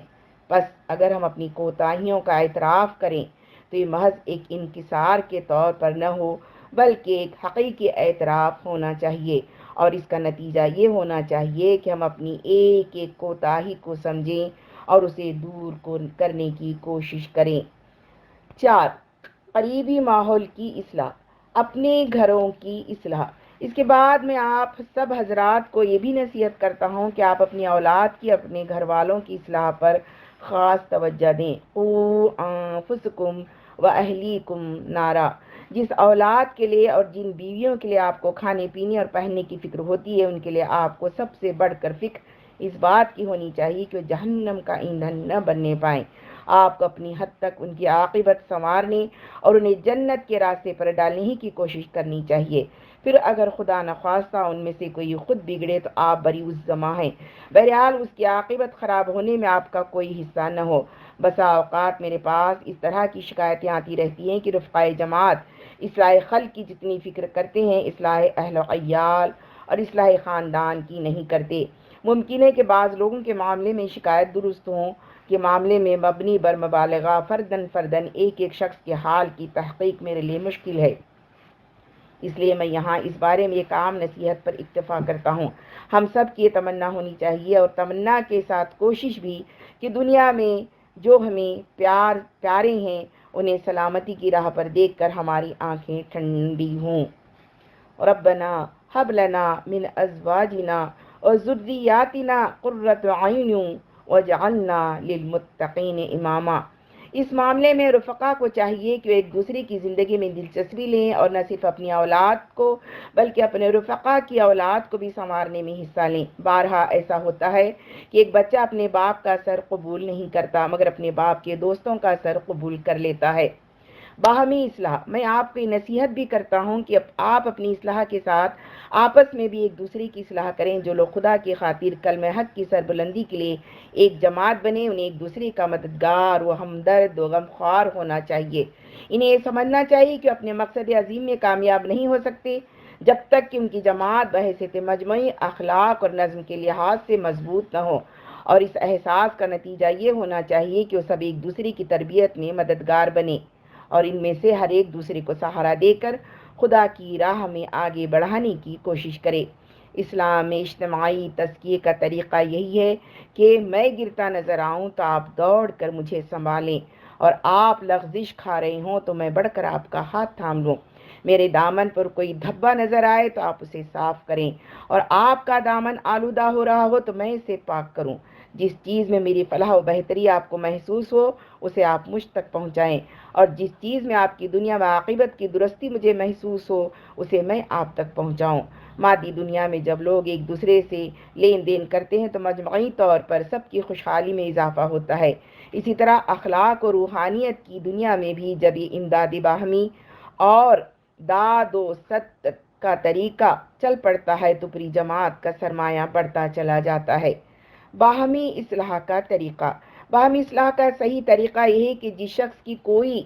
بات آپ کو کھٹکے یا جس سے کوئی شکایت آپ کو ہو، اس کے معاملے میں آپ جلدی نہ کریں بلکہ پہلے اسے اچھی طرح سمجھنے کی کوشش کریں، پھر اولین فرصت میں خود اس شخص سے مل کر تخلیے میں اس سے بات کریں۔ اس پر اگر اصلاح نہ ہو اور معاملہ آپ کی نگاہ میں کچھ اہمیت رکھتا ہو تو اسے اپنے علاقے کے امیر جماعت کے نوٹس میں لائیں۔ وہ پہلے خود اصلاح کی کوشش کرے اور پھر ضرورت ہو تو جماعت کے اجتماع میں اسے پیش کرے۔ اس پوری مدت میں اس معاملے کا ذکر غیر متعلق لوگوں سے کرنا اور شخص سے متعلق کی غیر موجودگی میں اس کا چرچا کرنا صریحاً غیبت ہے، جسے قطعی اجتناب کرنا چاہیے۔ نیز ایسے معاملات میں مرکز کی طرف رجوع کرنا اس وقت تک صحیح نہیں ہے جب تک مقامی جماعت اصلاح کی سعی میں ناکام ہو کر مرکز سے مدد لینے کی ضرورت محسوس نہ کرے۔ اجتماعی تنقید اور اس کا صحیح طریقہ، آپس میں ایک دوسرے کی غلطیوں اور کمزوریوں پر تنقید بھی اجتماعی اصلاح کا ایک مفید طریقہ ہے، مگر تنقید کے صحیح حدود اور آداب ملحوظ نہ رکھنے سے سخت نقصان دہ بھی ہو سکتا ہے۔ اس لیے میں وضاحت کے ساتھ بتا دینا چاہتا ہوں کہ اس کے حدود و آداب کیا ہیں۔ ایک، تنقید ہر وقت ہر صحبت میں نہ ہو بلکہ صرف خصوصی اجتماع میں امیر جماعت کی تحریک پر یا اس کی اجازت سے ہو۔ دو، تنقید کرنے والا اللہ کو شاہد سمجھ کر پہلے خود اپنے دل کا جائزہ لے کر وہ اخلاص اور خیر خواہی کے جذبے سے تنقید کر رہا ہے یا اس کا محرک کوئی نفسانی جذبہ ہے۔ اگر پہلی صورت ہو تو بے شک تنقید کی جائے، ورنہ زبان بند کر کے خود اپنے نفس کو اس ناپاکی سے بچانے کی فکر کرنی چاہیے۔ تین، تنقید کا لہجہ اور زبان دونوں ایسے ہونی چاہیے جن سے ہر سننے والے کو محسوس ہو کہ آپ فی الواقع اصلاح چاہتے ہیں۔ چار، تنقید کے لیے زبان کھولنے سے پہلے اطمینان کر لیجئے کہ آپ کے اعتراض کی کوئی بنیاد واقعے میں موجود ہے۔ بلا تحقیق کسی کے خلاف کچھ کہنا ایک گناہ ہے جس سے فساد رونما ہوتا ہے۔ پانچ، جس شخص پر تنقید کی جائے اسے تحمل کے ساتھ بات سننی چاہیے، انصاف کے ساتھ اس پر غور کرنا چاہیے۔ جو بات حق ہو اسے سیدھی طرح مان لینا چاہیے اور جو بات غلط ہو اس کی بددلائل تردید کر دینی چاہیے۔ تنقید سن کر طیش میں آ جانا کبر اور غرور نفس کی علامت ہے۔ 6، تنقید اور جواب تنقید اور جواب الجواب کا سلسلہ بلا نہایت نہیں چلنا چاہیے کہ وہ مستقل رد و کت بن کر رہ جائے۔ بات صرف اس وقت تک ہونی چاہیے جب تک دونوں طرف کے مختلف پہلو وضاحت کے ساتھ سامنے نہ آ جائیں۔ اس کے بعد اگر معاملہ صاف نہ ہو تو گفتگو ملتوی کر دیجیے تاکہ فریقین ٹھنڈے دل سے اپنی اپنی جگہ غور کر سکیں۔ پھر اگر فی الواقع اسے صاف کرنا ضروری ہی ہو تو دوسرے اجتماع میں پھر اس کو چھیڑا جا سکتا ہے، مگر بہرحال آپ کے جماعتی نظم میں کوئی نہ کوئی جگہ ایسی ہونی چاہیے جہاں اختلافی معاملات کا آخری فیصلہ ہو اور جہاں سے فیصلہ ہو جانے کے بعد نزاع ختم ہو جائے۔ ان حدود کو ملحوظ رکھ کر جو تنقید کی جائے وہ نہ صرف یہ ہے کہ مفید ہے بلکہ جماعتی زندگی کو درست رکھنے کے لیے نہایت ضروری ہے۔ اس کے بغیر کوئی جماعت زیادہ دیر تک صحیح راستے پر گامزن نہیں رہ سکتی۔ اس تنقید سے کسی کو بھی بالاتر نہ ہونا چاہیے، خواہ وہ آپ کا امیر ہو یا مجلس شورا ہو یا پوری جماعت ہو۔ میں اس کو جماعت کی صحت برقرار رکھنے کے لیے ناگزیر سمجھتا ہوں، اور مجھے یقین ہے کہ جس روز خدا نخواستہ ہماری جماعت میں اس کا دروازہ بند ہوا، اسی روز ہمارے بگاڑ کا دروازہ کھل جائے گا۔ یہی وجہ ہے کہ میں ابتدا سے ہر اجتماع عام کے بعد ارکان جماعت کا ایک اجتماع خاص اس غرض کے لیے منعقد کرتا رہا ہوں کہ اس جماعت کے کام اور نظام کا پورا تنقیدی جائزہ لیا جائے۔ ایسے اجتماعات میں سب سے پہلے میں خود اپنے آپ کو تنقید کے لیے پیش کرتا ہوں، تاکہ جس کو مجھ پر یا میرے کام پر کوئی اعتراض ہو اسے سب کے سامنے بے تکلف پیش کرے، اور اس کی تنقید سے یا تو میری اصلاح ہو جائے یا میرے جواب سے اس کی اور اس کی طرح سوچنے والے دوسرے لوگوں کی غلط فہمی رفع ہو جائے۔ چنانچہ اس طرح کا ایک اجتماع کل رات ہی کو منعقد ہو چکا ہے، جس میں کھلی اور آزادانہ تنقید کا منظر سب رفقا دیکھ چکے ہیں۔ مجھے معلوم کر کے حیرت ہوئی کہ یہ منظر ہمارے بعض نئے رفقا کے لیے، جنہیں ایسے مناظر دیکھنے کا پہلی مرتبہ اتفاق ہوا تھا، سخت صدمے کا موجب ہوا۔ نہ معلوم انہوں نے کس نگاہ سے اس کو دیکھا کہ انہیں صدمہ ہوا۔ بصیرت کی نگاہ سے دیکھتے تو ان کے دل میں جماعت کی وقت پہلے سے زیادہ بڑھ جاتی۔ آخر اس سرزمین پر جماعت اسلامی کی سوا اور کون سی جماعت ایسی ہے جس میں 300-400 آدمیوں کے مجمع میں کئی گھنٹے تک ایسی کھلی اور آزادانہ تنقیدیں ہوں، اور پھر نہ کرسیاں اچھلیں نہ سر پھوٹیں، بلکہ اجتماع کے خاتمے پر کسی کے دل میں کسی کی طرف سے غبار تک نہ ہو۔ نمبر 5، سماع و طاعت اور امر و حکم۔ جذبہ سماع و طاعت بڑھانے کی ضرورت۔ ایک چیز جس کا احساس آپ کو دلانے کی ضرورت مجھے محسوس ہوتی ہے، وہ یہ ہے کہ بھی آپ کے اندر سماع و طاعت اور نظم کی بہت کمی ہے۔ اگرچہ اپنے ماحول کو دیکھتے ہوئے ہمیں اپنے اندر بڑا ڈسپلین نظر آتا ہے، لیکن ایک طرف جب ہم اسلام کے معیار مطلوب کو دیکھتے ہیں اور دوسری طرف اس کٹھن کام کو دیکھتے ہیں جو ہمیں کرنا ہے، تو سچی بات یہ ہے کہ ہمارے موجود ڈسپلین بہت ہی حقیر محسوس ہوتا ہے۔ آپ چند مٹھی بھر آدمی ہیں جو تھوڑے سے وسائل لے کر میدان میں آئے ہیں، اور کام آپ کے سامنے یہ ہے کہ فسق اور جاہلیت کی ہزاروں گنا زیادہ طاقت اور لاکھوں گنا زیادہ وسائل کے مقابلے میں نہ صرف ظاہری نظام زندگی کو بلکہ اس کی باطنی روح تک کو بدل ڈالیں۔ آپ خواہ تعداد کے لحاظ سے دیکھ لیں یا وسائل کے لحاظ سے، آپ کے اور ان کے درمیان کوئی نسبت ہی نہیں ہے۔ اب آخر اخلاق اور نظم کی طاقت کی سوا اور کون سی طاقت آپ کے پاس ایسی ہو سکتی ہے جس سے آپ ان کے مقابلے میں اپنی جیت کی امید کر سکیں؟ آپ کی امانت و دیانت کا سکہ اپنے ماحول پر بیٹھا ہوا ہو، اور آپ کا نظم اتنا زبردست ہو کہ جماعت کے ذمہ دار لوگ جس وقت جس نقطے پر جتنی طاقت جمع کرنا چاہیں ایک اشارے پر جمع کر سکیں، تبھی آپ اپنے مقصد عظیم میں کامیاب ہو سکتے ہیں۔ سماع و طاقت کی شرعی حیثیت۔ اسلامی نقطہ نظر سے اقامت دین کی سعی کرنے والی ایک جماعت میں جماعت کے اولو الامر کی اطاعت فی المعروف دراصل اللہ اور اس کے رسول کی اطاعت کا ایک جزو ہے۔ جو شخص اللہ کا کام سمجھ کر یہ کام کر رہا ہے، اور اللہ ہی کے نام کی خاطر جس نے کسی کو اپنا امیر مانا ہے، وہ اس کے جائز احکام کی اطاعت کر کے دراصل اس کی نہیں بلکہ اللہ اور اس کے رسول کی اطاعت کرتا ہے۔ جس قدر اللہ سے اور اس کے دین سے آدمی کا تعلق زیادہ ہوگا، اتنا ہی وہ سماع و طاعت میں بڑا ہوا ہوگا، اور جتنی اس تعلق میں کمی ہوگی اتنی ہی سماع و طاعت میں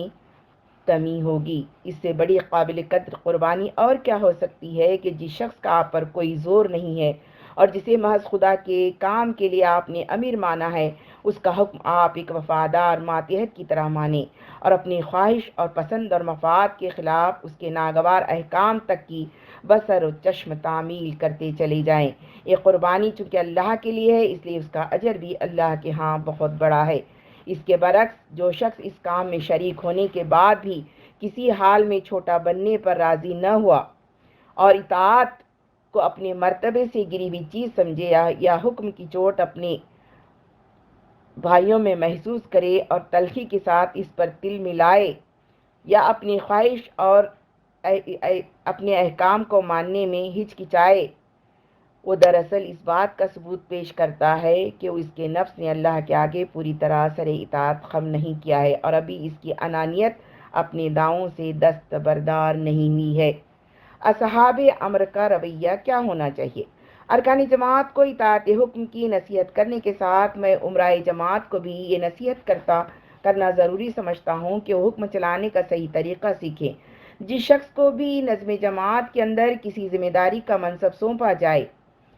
اور کچھ لوگ اس کے تحت امر دیے جائیں، اس کے لیے یہ ہرگز حلال نہیں ہے کہ اپنے آپ کو بڑی چیز سمجھنے لگے اور اپنے تابع رفقا پر بے جا تحکم جتانے لگے۔ اسے حکم چلانے میں کبریائی کی لذت نہ لینی چاہیے۔ اسے اپنے رفقا سے نرمی اور ملاطفت کے ساتھ کام لینا چاہیے۔ اسے اس بات سے ڈرنا چاہیے کہ کہیں کسی کارکن میں عدم اطاعت اور خودسری کا جذبہ ابھار دینے کی ذمہ داری خود اس کے اپنے کسی غلط طریقہ کار پر عائد نہ ہو جائے۔ اسے جوان اور بوڑھے، کمزور اور طاقتور، خوشحال اور خستحال سب کو ایک ہی لکڑی سے نہ ہانکنا چاہیے، بلکہ جماعت کے مختلف افراد کی مخصوص انفرادی حالتوں پر نگاہ رکھنی چاہیے اور جو جس لحاظ سے بھی بجا طور پر رعایت کا مستحق ہو اس کو ویسی ہی رعایت دینی چاہیے۔ اسے جماعت کو ایسے طریقے پر تربیت دینی چاہیے کہ امیر جو کچھ مشورے اور اپیل کے انداز میں کہے، رفقا اس کو حکم کے انداز میں لے لیں اور اس کی تعمیل کریں۔ یہ دراصل جماعتی شعور کی کمی کا نتیجہ ہے کہ امیر کی اپیل اثر انداز نہ ہو اور وہ مجبور ہو کر حکم دینے کی ضرورت محسوس کرے۔ حکم تو تنخواہ دار فوج کے سپاہیوں کو دیا جاتا ہے، وہ رضاکار سپاہی جو اپنے دل کے جذبے سے خدا کی خاطر اکٹھا ہوئے ہوں، خدا کے کام میں خود اپنے بنائے امیر کی اطاعت کے لیے حکم کے محتاج نہیں ہوا کرتے۔ ان کو تو صرف یہ اشارہ مل جانا کافی ہے کہ فلاں جگہ تم کو اپنے رب کی فلاں خدمت بجا لانے کا موقع مل رہا ہے۔ یہ کیفیت جس روز عمرائے جماعت اور رفقائے جماعت میں پیدا ہو جائے گی، آپ دیکھیں گے کہ آپس کی وہ بہت سی بدمزگیاں آپ ختم ہو جائیں گی جو وقتاً فوقتاً امیروں اور ماموروں کے درمیان پیدا ہوتی رہتی ہیں۔ نمبر 6، مجاہدہ فی سبیل اللہ۔ اس سلسلے میں میری آخری نصیحت یہ ہے کہ وہ سب لوگ جو جماعت اسلامی کے ساتھ ہیں، مجاہدہ فی سبیل اللہ یعنی مالی اور جسمانی قربانیوں کا جذبہ اپنے اندر ابھاریں، خدا کے کام کو اپنے ذاتی کاموں پر ترجیح دیں اور اس کام میں دل کی وہ لگن پیدا کریں جو انہیں چین سے نہ بیٹھنے دے۔ آپ خود ہی مسلمان نہ بنیں بلکہ اپنی جیب کو بھی مسلمان بنائیں۔ یہ بات نہ بھولیے کہ خدا کے حقوق آپ کے جسم و جان اور وقت ہی پر نہیں ہیں، آپ کے مال پر بھی ہیں۔ اس حق کے لیے خدا اور رسول نے کم سے کم کی حد تو مقرر کر دی ہے، مگر زیادہ سے زیادہ کی کوئی حد مقرر نہیں کی ہے۔ یہ حد تجویز کرنا آپ کا اپنا کام ہے۔ اپنے ضمیر سے پوچھئے کہ کتنا کچھ خدا کی راہ میں صرف کر کے آپ یہ خیال کرنے میں حق بجانب ہوں گے کہ جو کچھ آپ کے مال پر خدا کا حق تھا وہ آپ نے ادا کر دیا ہے۔ اس باب میں کوئی شخص کسی دوسرے شخص کا جج نہیں بن سکتا۔ بہترین جج ہر اس شخص کا اپنا ضمیر و ایمان ہی ہے۔ البتہ میں اتنا ضرور کہوں گا کہ ان لوگوں کے طرز عمل سے سبق حاصل کیجئے جو نہ خدا کے قائل ہیں نہ آخرت کے، اور پھر بھی اپنے باطل نظریات کو فروغ دینے کے لیے ایسی قربانیاں کرتے ہیں جنہیں دیکھ کر ہم خدا اور آخرت کے ماننے والوں کو شرم آنی چاہیے۔ اقامت دین کے کام میں رفقا کو جیسا انہماک ہونا چاہیے، اس میں بھی ابھی مجھے بہت کمی محسوس ہوتی ہے۔ بعض رفیق تو بلا شبہ پوری سرگرمی سے کام کر رہے ہیں جسے دیکھ کر جی خوش ہو جاتا ہے اور دل سے ان کے حق میں دعا نکلتی ہے، مگر بیشتر حضرات میں ابھی تک دل کی لگن نظر نہیں آتی۔ فسق و فجور کی گرم بازاری اور خدا کی دین کی بے بسی دیکھ کر ایک مومن کے قلب میں جو آگ لگنی چاہیے اس کی تپش کم ہی لوگوں میں پائی جاتی ہے۔ آپ کو اس پر کم سے کم اتنی بے چینی تو لاحق ہو جتنی اپنے بچے کو بیمار دیکھ کر یا اپنے گھر میں آگ لگنے کا خطرہ محسوس کر کے لاحق ہوا کرتی ہے۔ یہ معاملہ بھی ایسا نہیں ہے جس میں کوئی شخص کسی دوسرے شخص کے لیے سرگرمی اور انہماک کی حد تجویز کر سکتا ہے۔ اس کا فیصلہ تو ہر شخص کو اپنی ضمیر کا جائزہ لے کر خود ہی کرنا چاہیے کہ کتنا کچھ کام کر کے وہ سمجھنے میں حق بجانب ہو سکتا ہے کہ حق پرستی کے تقاضے اس نے پورے کر دیے ہیں۔ البتہ آپ کی عبرت کے لیے ان باطل پرستوں کی سرگرمیوں پر ایک نگاہ ڈال لینا کافی ہے، جو دنیا میں کسی نہ کسی دین باطل کو فروغ دینے کے در پہ ہیں اور اس کے لیے سر دھڑ کی بازیاں لگا رہے ہیں۔ نمبر 7، مخالفتیں۔ مخالفتوں کی شرمناک غیر معقولیت۔ اب میں مختصر طور پر کچھ ان مخالفتوں کے باب میں کہوں گا جو حال میں جماعت کے خلاف بڑے پیمانے پر شروع ہوئی ہیں۔ جہاں تک مدلل اور معقول اختلاف کا تعلق ہے، جس کا مقصد سمجھنا اور سمجھانا ہو اور جس کے پیچھے نیک نیتی کے ساتھ حق پسندی کام کر رہی ہو، ایسے اختلاف کو تو نہ ہم نے کبھی برا سمجھا ہے، نہ انشاءاللہ کبھی برا سمجھیں گے۔ جب ہم نے خود بارہا اس نوعیت کا اختلاف دوسروں سے کیا ہے تو آخر ہم دوسروں کے حق کے اختلاف کا انکار کیسے کر سکتے ہیں؟ مگر افسوس ہے کہ ہمارے مخالفین میں سے بہت کم لوگوں نے اختلاف کا یہ طرز اختیار کیا ہے۔ ان کی عظیم اکثریت جس طریقے سے ہماری مخالفت کر رہی ہے وہ یہ ہے کہ وہ ہم پر جھوٹے الزام لگاتے ہیں،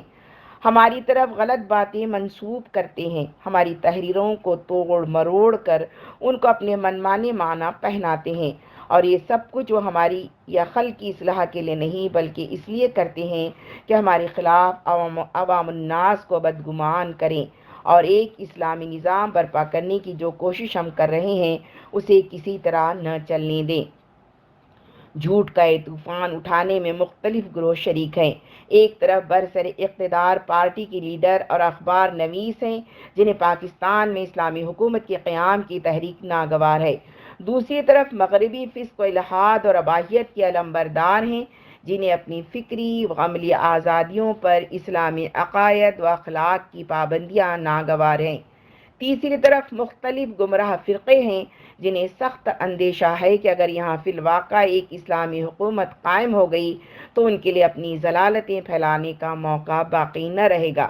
چوتھی طرف اشتراکی حضرات ہیں جو خوب جانتے ہیں کہ ان کے راستے میں اگر کوئی سب سے بڑی رکاوٹ ہے تو جماعت اسلامی ہے۔ ان سب کی مخالفت ایک حد تک فطری چیز تھی، نہ ہوتی تو مقام تعجب تھا، اور سچائی کو جھوٹ سے دبانے کی کوشش کرنا ان کے لیے کوئی معیوب بات بھی نہ تھی۔ ان سے تو یہ اخلاق عین متوقع تھے، مگر جس چیز کا ہماری پوری جماعت کو صدمہ ہے وہ یہ ہے کہ ان مخالفین میں کچھ علماء دیوبند اور اہل حدیث بھی نظر آ رہے ہیں، اور غضب یہ ہے کہ جھوٹ اور فتنہ پروازی کی ہتھیار استعمال کرنے میں ان حضرات نے اپنے گمراہ رفیقوں کو بھی مات کر دیا ہے۔ یہ آخری چوٹ فی الواقع ہمارے لیے سخت اذیت بخش ہے، نہ اس لیے کہ ہمیں کچھ ان حضرات کی طاقت سے اندیشہ ہے، بلکہ صرف اس لیے کہ ہم ان حضرات کو دیندار اور خدا ترس سمجھتے ہیں اور انہیں اس روپ میں دیکھنے کی ہرگز توقع نہیں رکھتے تھے۔ ہماری تو یہ تمنا تھی کہ اسلامی انقلاب لانے کی کوشش میں آگے ہوتے،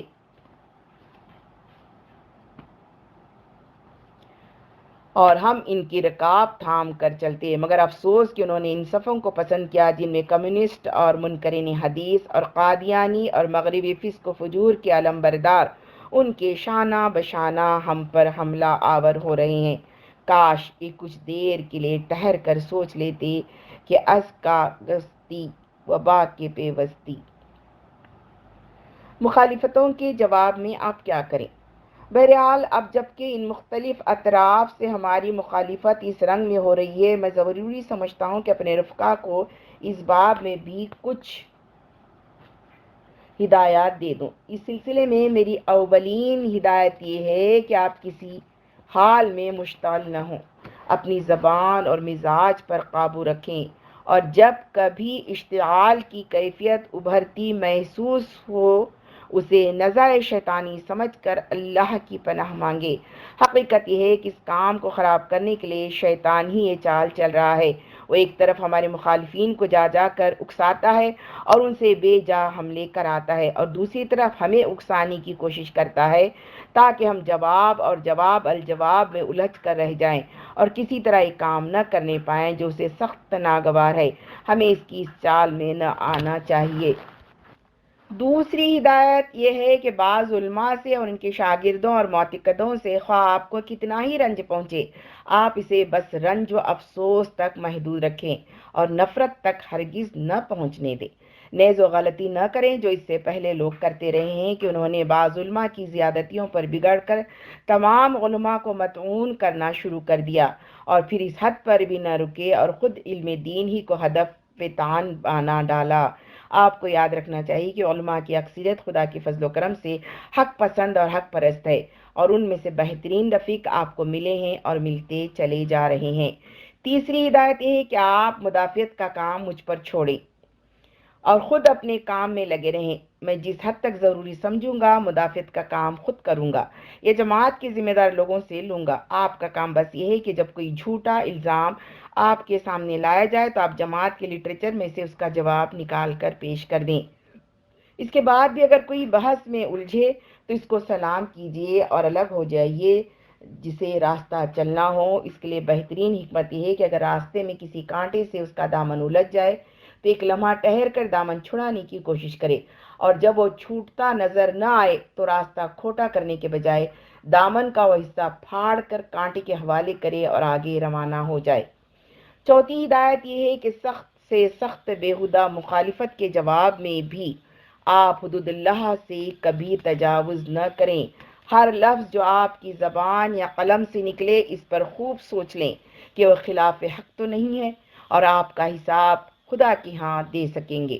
آپ کے مخالفین خدا سے ڈریں چاہے نہ ڈریں، آپ کو بہرحال اس سے ڈرتے رہنا چاہیے۔ پانچویں ہدایت یہ ہے کہ اس مخالفت نے آپ کی تحریک کے لیے بڑھنے اور ابھرنے کا جو ایک غیر معمولی موقع فراہم کر دیا ہے، اس سے پورا فائدہ اٹھائیے۔ یہ اللہ نے آپ کے رفع ذکر کا سامان کیا ہے، اس سے گھبرائیے نہیں بلکہ اس سے کام لیجئے۔ عرب میں اسی نوعیت کے پروپیگنڈے کا طوفان جب نبی کریم صلی اللہ علیہ وسلم کے خلاف اٹھا تھا تو اللہ تعالیٰ نے آپ کو خوشخبری دی تھی کہ رفعنا لک ذکرک۔ ہمیں تو شکر گزار ہونا چاہیے کہ اتنے بڑے پیمانے پر مفت ہمارا اشتہار دیا جا رہا ہے، جسے ہم 20 سال میں بھی اپنے ذرائع سے نہ دے سکتے تھے۔ اب ہمارا کام صرف اتنا رہ گیا ہے کہ جہاں جہاں ہمارا برا تعارف کرایا گیا ہے وہاں وہاں ہم اپنا اچھا تعارف کرا دیں۔ اس کا انشاءاللہ دوہرا فائدہ ہوگا۔ جس چیز پر اس جھوٹے پروپیگنڈے کی حقیقت کھل جائے گی وہ صرف جماعت اسلامی کا گرویدہ ہی نہ ہو جائے گا بلکہ ساتھ ساتھ ان کے دل سے ان لوگوں کی وقت بھی نکل جائے گی جن کے جھوٹ اور جن کی حق دشمنی کا صحیح ثبوت وہ آنکھوں سے دیکھ لے گا۔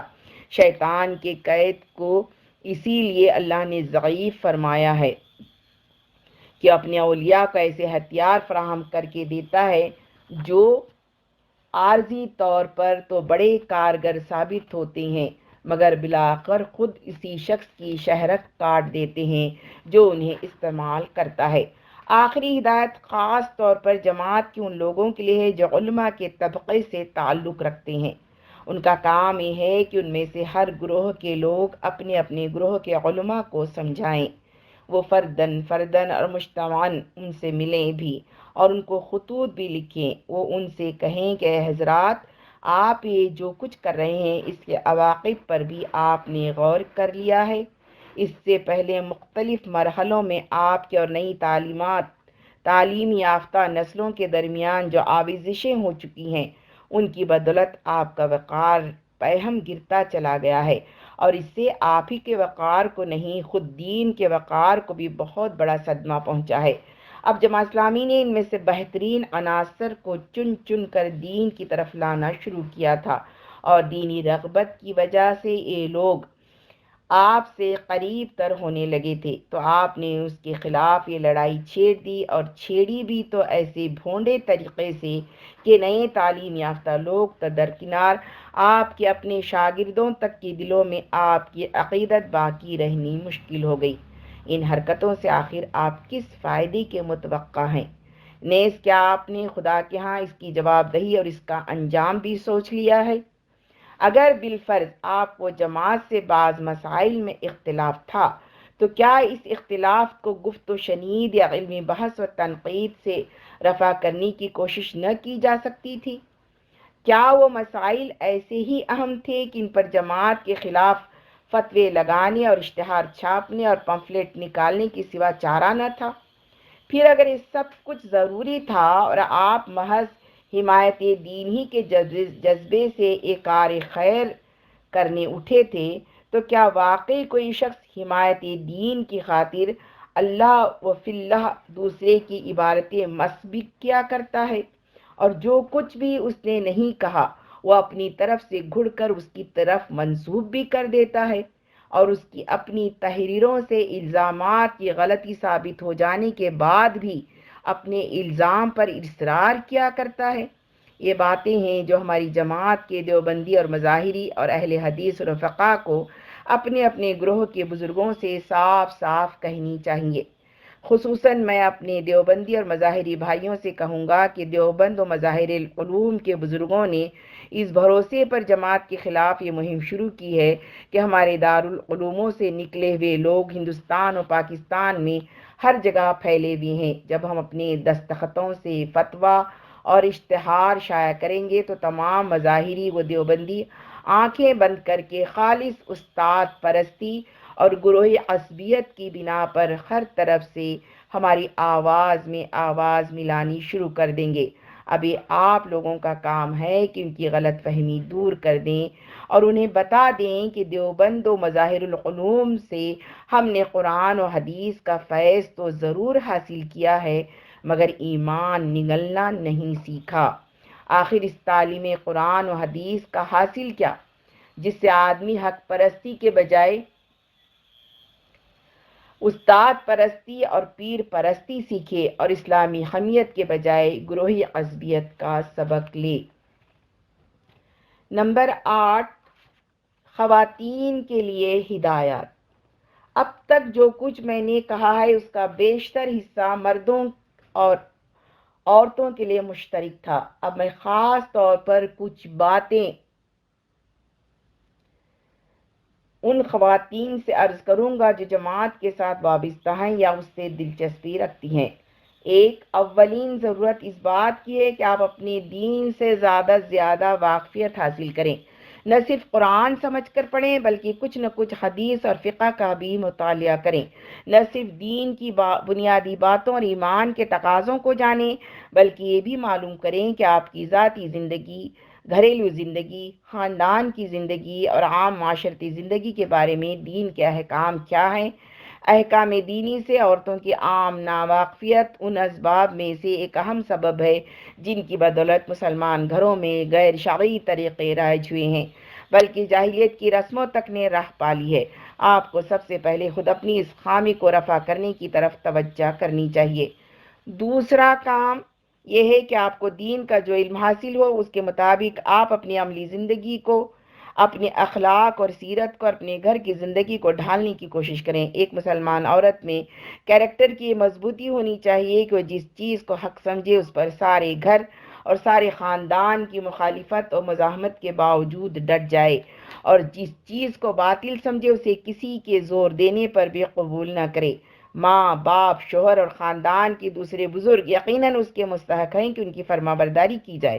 ان کا ادب و لحاظ کیا جائے، ان کے مقابلے میں نشوز اور خودسری نہ اختیار کی جائے، مگر سب کے حقوق اللہ اور اس کے رسول کے حقوق کے نیچے ہیں، نہ کہ ان کے اوپر۔ خدا اور رسول کی نافرمانی کے راستے پر جو بھی آپ کو چلانا چاہے آپ اس کی فرما برداری سے صاف انکار کر دیں، خواہ وہ باپ ہو یا شوہر۔ اس معاملے میں آپ ہرگز کسی سے نہ دبیں، بلکہ اس کا جو بدتر سے بدتر نتیجہ آپ کی دنیاوی زندگی کو برباد کرتا نظر آئے اس کو بھی تو توکل علی اللہ گوارا کرنے کے لیے تیار ہو جائیں۔ دین کے اتباع میں آپ جتنی مضبوطی دکھائیں گی انشاءاللہ تعالی اتنا ہی آپ کے ماحول پر اچھا اثر پڑے گا اور بگڑے ہوئے گھروں کو درست کرنے کا آپ کو موقع ملے گا۔ اس کے برعکس بیجا اور غیر شرعی مطالبات کے آگے جس قدر آپ جھکیں گی آپ کی اپنی زندگی بھی اسلام کی برکات سے محروم رہے گی، اور آپ اپنی گرد و پیش کی سوسائٹی کو بھی ایمان و اخلاق کی کمزوری کا ایک بڑا نمونہ دیں گی۔ تیسرا کام آپ کے ذمے یہ ہے کہ تبلیغ و اصلاح کے معاملے میں اپنے گھر کے لوگوں، اپنے بھائی بہنوں اور اپنے قریبی رشتہ داروں کی طرف سب سے پہلے اور سب سے زیادہ توجہ کریں۔ جن بہنوں کو اللہ نے اولاد دی ہے ان کے ہاتھ میں تو گویا اللہ نے امتحان کے وہ پرچے دے دیے ہیں جن پر اگر وہ کامیابی کے نمبر نہ لے سکیں تو پھر دوسرا کوئی پرچہ بھی ان کے اس نقصان کی تلافی نہ کر سکے گا۔ ان کی اس توجہ کی مستحق سب سے بڑھ کر ان کی اولاد ہے جسے دین اور دینی اخلاق کی تربیت دینا ان کی ذمہ داری ہے۔ شادی شدہ خواتین کا یہ بھی فرض ہے کہ اپنے شوہروں کو راہ راست دکھائیں اور اگر وہ راہ راست پر ہوں تو اس پر چلنے میں ان کی زیادہ سے زیادہ مدد کریں۔ ایک لڑکی ادب و احترام کے پورے حدود ملحوظ رکھتے ہوئے اپنے باپ اور اپنی ماں تک بھی کلمہ حق پہنچا سکتی ہے اور کم از کم اچھی کتابیں تو ان کے متعلق لیے پیش کر ہی سکتی ہیں۔ چوتھا کام جسے آپ کو فرض سمجھتے ہوئے انجام دینا چاہیے یہ ہے کہ جس قدر وقت بھی آپ اپنی خانگی فرائض سے بچا سکتی ہوں وہ دوسری عورتوں تک دین کا علم پہنچانے میں صرف کریں۔ چھوٹی لڑکیوں کو تعلیم دیجیے، بڑی عمر کی ان پڑھ عورتوں کو پڑھائیے، پڑھی لکھی عورتوں تک اسلامی کتابیں پہنچائیے، عورتوں کے باقاعدہ اجتماعات کر کے ان کو دین سمجھائیے، یا تقریر نہ کر سکتی ہوں تو مفید چیزیں سنائیے۔ غرض آپ جس طرح بھی کام کر سکتی ہوں کریں اور امکانی حد تک پوری کوشش کریں کہ آپ کے حلقے تعارف میں عورتوں سے جہالت اور جاہلیت دور ہو۔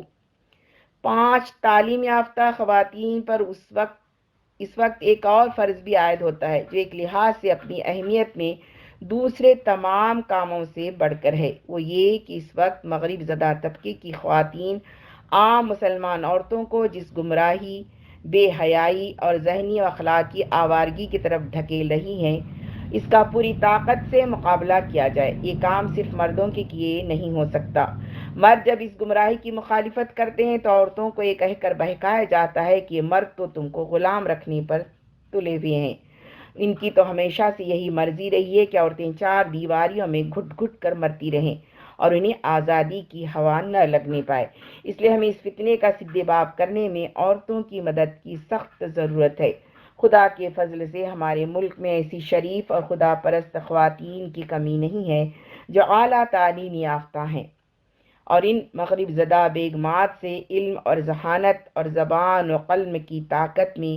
کسی طرح کم نہیں ہے۔ اب یہ ان کا کام ہے کہ آگے بڑھ کر ان کا منہ توڑ جواب دیں۔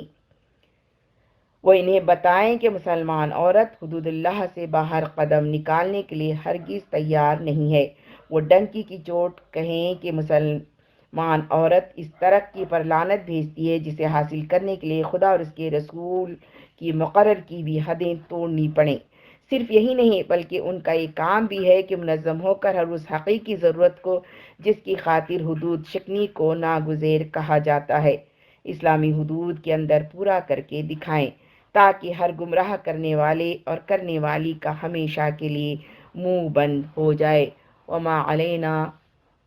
الا البلاغ المبین وآخر دعوانا الحمد للہ رب العالمین۔ السلام علیکم ورحمۃ اللہ وبرکاتہ۔